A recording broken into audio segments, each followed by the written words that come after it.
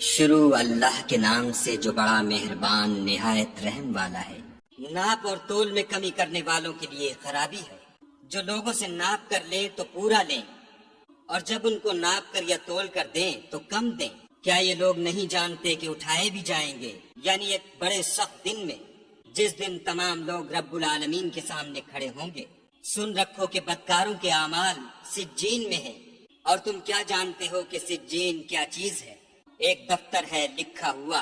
اس دن جھٹلانے والوں کی خرابی ہے، یعنی جو انصاف کے دن کو جھٹلاتے ہیں، اور اس کو جھٹلاتا وہی ہے جو حد سے نکل جانے والا گناہ گار ہے۔ جب اس کو ہماری آیتیں سنائی جاتی ہیں تو کہتا ہے یہ تو اگلے لوگوں کے افسانے ہیں۔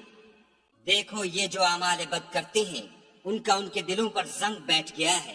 بے شک یہ لوگ اس روز اپنے پروردگار کے دیدار سے اوٹ میں ہوں گے، پھر دوزخ میں جا داخل ہوں گے۔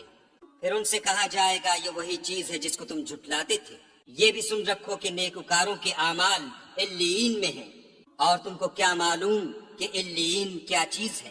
ایک دفتر ہے لکھا ہوا جس کے پاس مقرب فرشتے حاضر رہتے ہیں۔ بے شک نیک لوگ چین میں ہوں گے، تختوں پر بیٹھے ہوئے نظارے کریں گے۔ تم ان کے چہروں ہی سے راحت کی تازگی معلوم کر لوگے۔ ان کو شراب خالص سرب مہر پلائی جائے گی، جس کی مہر مشک کی ہوگی، تو نعمتوں کے شائقین کو چاہیے کہ اسی سے رغبت کریں، اور اس میں تسنیم کے پانی کی آمیزش ہوگی۔ وہ ایک چشمہ ہے جس میں سے خدا کے مقرب پئیں گے۔